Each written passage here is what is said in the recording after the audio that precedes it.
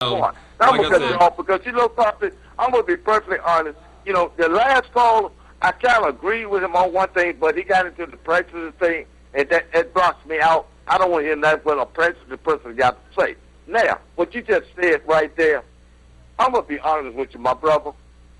You wrong. Because anytime, this video is very poorly, but anytime when you impede into a police officer's business, and then we don't know the situation, you're going into a hearsay situation. Just like if I go down, if you was a legal lawyer, you're going into a hearsay.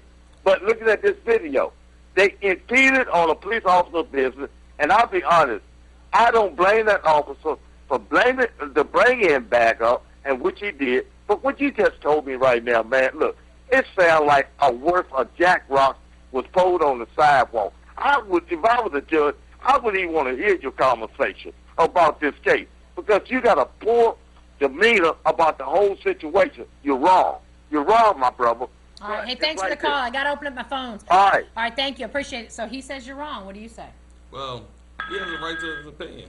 But I know I'm 100% right because, like I said, a little bit later on, we're going to see some other pictures. Yeah. I hope that, Fabian, can you pull the pictures up of the arrest? Go ahead, caller. What do you think? So we could get to the bottom of this issue. Yeah. I hope that, Fabian, can you pull the pictures up of the arrest? Go ahead, caller. Go ahead. Turn your television down. Hey, turn your television down, and what did you have to speak to Mr. Rutledge about? Go ahead. Well, I would like to speak to him about what he's doing. I think it's a very positive thing that he's trying to do. Okay. I'll let you take the calls. Go ahead. Thank you. And Thank you. the things that have been discussed while I'm watching the show right now, I feel like it was disrespectful on his part by being there because they look at the video being very poor, and yet it is. But if you look at how the cops are, when they treat them, when they're in front of the person that's at hand to get arrested, they are disrespectful, and they tempt people to want to get arrested. They don't respect the black community because they already feel that we don't need protection from it, you know? And we have the evidence out there to show that we don't have no justice for our... Let me stop you right there and just say, too, and make this clear. Mr. Rutledge, Merle Rutledge, did not shoot this video. This is another independent person that shot the video. You were not on the scene at the time, but you've been made aware of it by family members because they feel that Nikki Thompson was wrongfully arrested. Yes, that's correct. Right. And I definitely looked a lot deeper into this case. And factually, it's a lot more to this situation than that meets the eye. And you're right. There's a big problem with the African-American community and police departments and their officers, meaning how they deal with each other. It's almost like a prejudice once they get to the scene.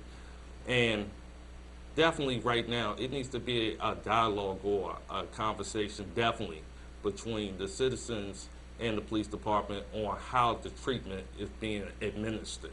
Okay.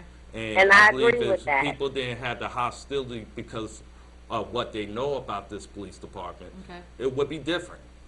But people have had first-hand experience dealing with these officers, dealing with this misjustice or injustice. And realistically, the complaints I hear about puts the officers in a different light. And it's a shame when I start looking deeper into it.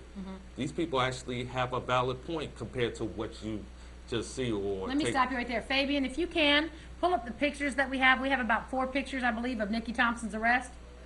And he's going to try to pull those up. Caller, thank you. I got to keep those phone lines open. I know that now we're getting the calls that I wish we would have gotten earlier on in the show. Now, there's a new citizen sort of advisory board in Danville that hopefully will be able to work on communication between, for example, law enforcement and local communities such as this, because basically this is a picture right here. What we're seeing are the arrests. Go ahead, caller. What we're seeing are the arrests of Nikki Thompson, and there's some pictures. Go ahead, caller. What do you think? Oh, okay. How y'all doing? How are you? Doing great. Just fine. I'm just tuning in. Just want to know what's going on and everything. And also, who is this gentleman sitting beside you, Justice? All right, I'll introduce him, and I'm going to keep those calls coming in. This is Merle Rutledge. He's a civil activist, civil rights activist, community activist. Caller, let me get you to hold.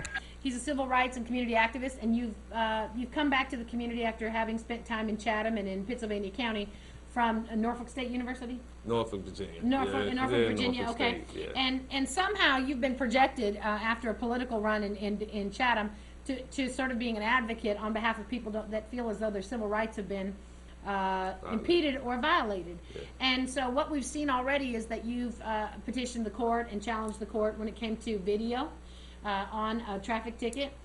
You were able to get that video released, and you've been hearing more and more from people in the local community that feel as though they're disenfranchised and they're not having their voices heard.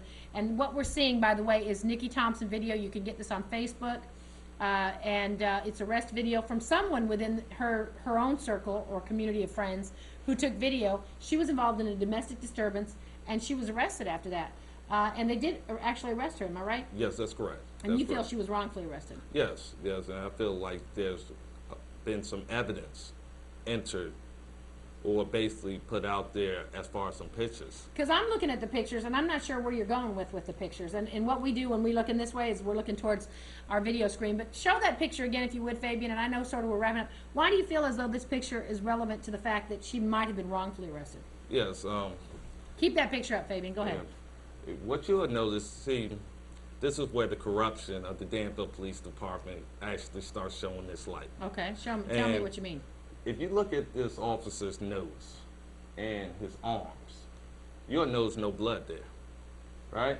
You Okay. don't see no blood, you don't see no scratches, you don't see none of that stuff, because basically the pictures he submitted in evidence against Nikki Thompson has a bloody nose, meaning a cut going up here. So while he was arresting her, or was it prior to the arrest? No, he said basically he had a bloody nose with the pictures he submitted, and basically said this came from this arrest. And Nikki Thompson is in the car at this time frame. The picture that you're looking at. That's a second individual that these police officers have arrested. Yeah, second individual.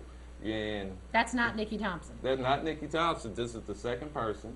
And this officer right there is called Hatfield, the one who got handcuffs on. And he wanted to go ahead and submit pictures showing that he was cut up and everything else.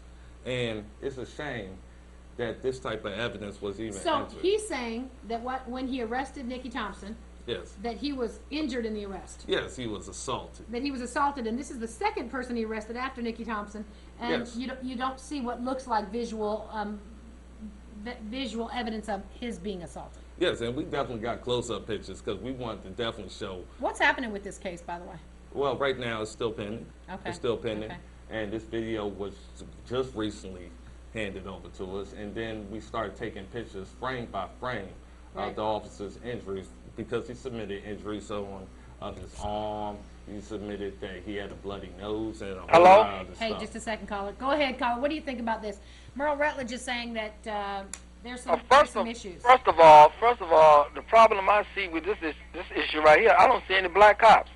Number one, anytime you have a problem like that in an area where if it's predominantly a race or people, you're always supposed to have some black cops, or you're supposed to have it kind of evenly there. See, you already got a radical situation there because it's already a black and white thing. Okay. See, so right there you got a problem automatically. Because Okay. when you get a crowd of black people and you send a lot of white cops there, you're gonna have a lot of anxiety there. You're gonna have a lot of disrespect. And I'm gonna tell you something else too. The reason why they didn't escalate is because whoever they knew.